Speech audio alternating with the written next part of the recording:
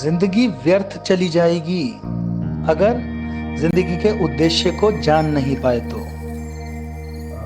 मेरा एक क्वेश्चन था। माइंड, आपने बोला कि अपने दिमाग को जानना है ना। तो दिमाग को जो जानना है वो किन्हीं कारणों से हम जो सोच रहे हैं, किन्हीं कारणों से सोच रहे हैं। जो अभी हम सोच रहे हैं या अभी सोच के जो कर रहे हैं वो कोई पूर्वा हमारे पुराने एक्सपीरियंसेस या तो ये पैटर्न को कैसे ब्रेक करें या समझना, वो मेरे को क्वेरी थी कि कैसे अपने ये कह देना कि अपने दिमाग को जानना तो ठीक है, लेकिन ये जानना भी बड़ा मुश्किल है। हाँ, थोड़ा मुश्किल है, पर जानने के लिए जो सबसे बेस्ट मेथड मुझे लगता है, हालांकि और भी तरीके हो सकते हैं, पर जो बेस्ट मेथड मुझे समझ में आता है वो है क्वेश्चनिंग। क्वेश्चनिंग तो जब हर चीज पे सवाल उठाया जाता है, मैं एक छोटा सा एक वो बोलता हूं कि उसमें आप जो कुछ भी कर रहे हैं जिंदगी में, अगर आप हर चीज पे एक सवाल उठाना शुरू कर देंगे कि मैं ये कर क्यों रहा हूं, और जो भी आपकी जिंदगी में एलिमेंट्स मौजूद हैं उसका मीनिंग आपके लिए क्या है, ये मेरे लिए इसका क्या मीनिंग है, अगर आप इस पे सवाल उठाना शुरू कर देंगे तो आपको जाहिर सी बात है कोई ना कोई जवाब आपके पास होगा। तो आप क्यों करते हैं, जो भी करते हैं दुनिया में क्यों करते हैं, उसका एक जवाब आपके पास है। और वर्क का मीनिंग क्या है, रिलेशनशिप का मीनिंग क्या है, हेल्थ का मीनिंग क्या है, ये भी जवाब हमारे पास है। ठीक है, अब जब हम अपने मीनिंग को टटोलना शुरू करेंगे तो जो मीनिंग होगा वो एक्चुअल में आपने कहा जो पूर्वा ग्रह है हमारे, यानी जो बिलीफ सिस्टम है जो हमारी सोसाइटी से हमने एक्वायर किया है, उसके बेस पे होगा। ये जब हमको पता लगेगा तो हमको पता लगेगा ये बहुत सीमित है, मतलब ये हो सकता है मुझे मदद भी कर रहा हो, पर ये मदद इतनी कर रहा है और नुकसान इतना कर रहा है, ये मैं जान नहीं पा रहा। ठीक है, तो इसके लिए हमको एक्चुअल में एक ऐसा व्यक्ति चाहिए, एक कुछ ऐसा चाहिए जो कि बहुत लोग अवेलेबल हैं इस दुनिया में, फ्रैंकली स्पीकिंग बहुत लोग अवेलेबल हैं। हमको ऐसा व्यक्ति चाहिए जहां पे इस चीज की नॉलेज अवेलेबल हो। ठीक है, और आप ये सवाल कि हाँ भाई मैं ये इसलिए करता हूं, क्या इसको करने का कोई और रीजन भी हो सकता है, ये मेरी डेफिनेशन है, क्या इसकी कोई और डेफिनेशन भी हो सकती है। अगर सिर्फ इतना भर आदमी शुरू कर दे, बहुत आसान है एक्चुअल में करना, सिर्फ इतना है कि जो भी कर रहा हूं वो क्यों कर रहा हूं, इसका रीजन जानूं और उस रीजन को एक सवालों के क्वेश्चनिंग करके कि हाँ भाई ये सीमित दृष्टि है, यानी ये बहुत हेल्पफुल नहीं है या बहुत हेल्पफुल है, जानूं समझूं और लोगों से बात करके या फिर किसी ऐसे व्यक्ति से बात करके जिसको इस चीज की नॉलेज है। तो अगर ये करना शुरू करेंगे तो आपके जितने भी थॉट प्रोसेस हैं उन सब पे सवाल उठने शुरू हो जाएंगे और आपको समझ में आने लगेगा कि yes this is my limited thought process. तो जानना यहां से शुरू होता है और बहुत आसान है। जो सेशंस हम लोग करते हैं उसका एक ही पर्पस है, सिर्फ क्वेश्चनिंग और कुछ नहीं। पूरी वार्तालाप है, कोई प्रेजेंटेशन नहीं होती, कुछ नहीं होती, सिर्फ टॉपिक लिखा होता है मेरे पास एक वर्ड, और सिर्फ मैं वो वर्ड पूछ लेता हूं what is the meaning of this for you, और उसी पे पूरी चर्चा चलती रहती है। इस वर्ड का ये भी मीनिंग हो सकता है, ये भी मीनिंग हो सकता है, ये भी मीनिंग हो सकता है, 10 मीनिंग हो सकते हैं। 10 में से हो सकता है 8 बहुत सीमित दृष्टि के हों जो बहुत मददगार नहीं है, और 2 मीनिंग बहुत डीपर लेवल के हैं, वो 2 मुझे पता ही नहीं है। तो जब सवाल उठाएंगे तो पता लगेगा कि मेरा मीनिंग सीमित है, मेरा रीजन सीमित है, ये पता लगेगा।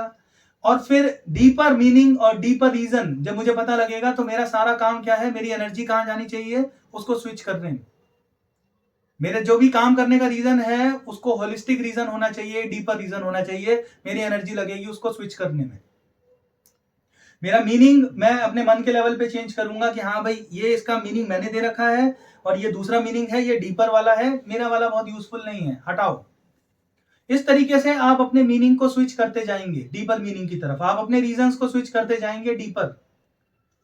और जब हम ये करते हैं तो सब गेम बदल जाता है, सारा खेल बदल जाता है। तो सारी प्रॉब्लम ये है कि हम जो कुछ भी कर रहे हैं, जो कुछ भी माने बैठे हैं, वो एक लिमिटेड परसेप्शन का होता है। उसको चैलेंज करना हमें नहीं आता, क्योंकि हम चिपके बैठे हैं उससे, हमें बहुत अच्छा लग रहा है। हम कह रहे हैं सारी दुनिया ऐसे ही कर रही है, क्या पड़ा है सवाल पूछने में? बहुत कुछ पड़ा है सवाल पूछने में।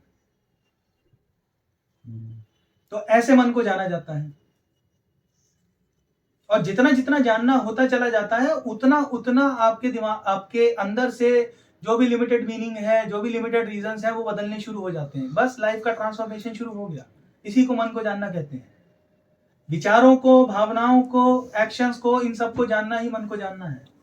ये विचार है, इसके पीछे रीजन क्या है, ये लिमिटेड है या होलिस्टिक है, ये मीनिंग, ये कोई डेफिनेशन है मेरे पास, इसका मीनिंग क्या है, लिमिटेड है, होलिस्टिक है, डीपर है।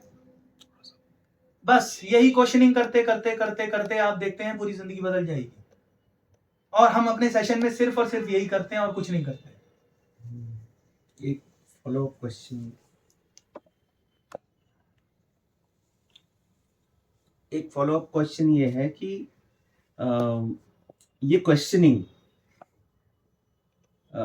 मान लो मैंने क्वेश्चनिंग कर करके समझ लिया कि अच्छा ये ये समझ में आ गया, मेरे को आंसर मिल गया, मान अब वो आंसर सही है कि नहीं है, उसमें भी ये है कि अगर आपके मन में द्वंद है तो इसका मतलब अभी आंसर सही नहीं। तो अगर आप क्वेश्चनिंग खुद से कर रहे हैं और खुद से ही जवाब लेना चाह रहे हैं तो आपको जवाब कभी नहीं मिलने वाला, क्योंकि आपके पास जवाब है ही नहीं। होलिस्टिक डीपर रीजन आपके पास तो है ही नहीं। तो आप कितनी भी क्वेश्चनिंग कर लीजिए, जवाब तो आपको वही मिलेगा जो आपके अंदर सामान पड़ा होगा। तो द्वंद रहेगा ही रहेगा। इसीलिए मैंने कहा आपको एक व्यक्ति चाहिए ऐसा, या आपको ऐसी बुक चाहिए। हालांकि बुक और वीडियोस की अपनी एक लिमिटेशन होती है। मैं ये नहीं कह रहा कि कोई भी नहीं समझ पाएगा उससे, बिल्कुल भी नहीं कह रहा हूं, बहुत लोग समझ पाते हैं। गीता सब कुछ बोल रही है, पर गीता को समझना आसान नहीं है ना, प्रॉब्लम ये है। बहुत सारे लोग हमारे संत हैं और ग्रंथ हैं, उनका काम यही था, उन्होंने और कुछ नहीं किया। उन्होंने सिर्फ यही बताया कि खुद को जानना कैसे है और खुद को जान के हमारी समस्या कैसे सॉल्व हो जाती है, उन्होंने यही किया है। तो हमारे पास रिसोर्सेस तो बहुत सारे अवेलेबल हैं। हमारी परेशानी क्या है? हमारी सारी परेशानी यह है कि रिसोर्सेस, वो जो वीडियो है, ऑडियो है, वो जो बुक है, उससे डायरेक्टली समझना मुश्किल होता है। असंभव नहीं बोल रहा हूं, बिल्कुल भी मुश्किल होता है। बहुत लोगों को डायरेक्टली नहीं समझ में आता, इसीलिए एक ट्रांसलेटर चाहिए। ट्रांसलेटर होना चाहिए जेन्युइन। और सबसे बड़ी प्रॉब्लम यह है कि ट्रांसलेटर भी आजकल बहुत सारे हैं और जेन्युइन ट्रांसलेटर है नहीं है, हमको नहीं पता। ये एक समस्या है और बड़ी। तो आप अपने आप से अगर सवाल पूछ रहे हैं और अपने आप से ही जवाब चाह रहे हैं, तो जो भी जवाब मिलेगा वो आधा अधूरा ही मिलेगा, वो बहुत लिमिटेड परसेप्शन का ही होगा, क्योंकि जवाब आपके पास न्यू परसेप्शंस है ही नहीं, डीपर परसेप्शंस है ही नहीं। तो इसलिए आपको सहारा लेना पड़ेगा एक्सटर्नल हेल्प। वो एक्सटर्नल हेल्प बुक हो सकती है, कोई ग्रंथ हो सकता है, कोई वीडियो हो सकती है, कोई, और वो व्यक्ति अगर इन चीजों को ट्रांसलेट करता है आपके लिए और धीरे धीरे आपको तब कहानी समझ में आती है, तो आपके द्वंद मिटते हैं, तो दूर होते हैं। अपने आप नहीं आएगा, आसान नहीं है।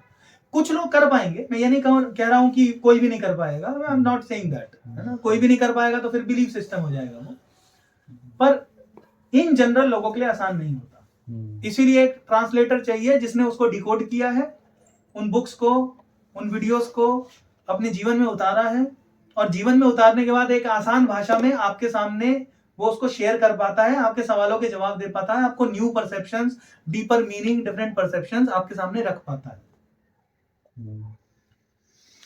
एक और सवाल आ रहा है इससे रिलेटेड कि मान लो आपको क्लैरिटी आ गई, आपको पर मुझे ऐसा लगता है कि ये एक कंटिन्यूअस स्ट्रगल है, जो क्लैरिटी आने के बाद भी फिर डाउट्स आने लगेंगे। जब आपकी आदत हो जाएगी अपने आप को क्वेश्चन या क्वेश्चनिंग करने का, तो वो एक के बाद एक वो एक प्रोसेस है मुझे। तो हाँ, तो हम इसको समझें कि ये एक दिन में होने वाली चीज नहीं है, ठीक है।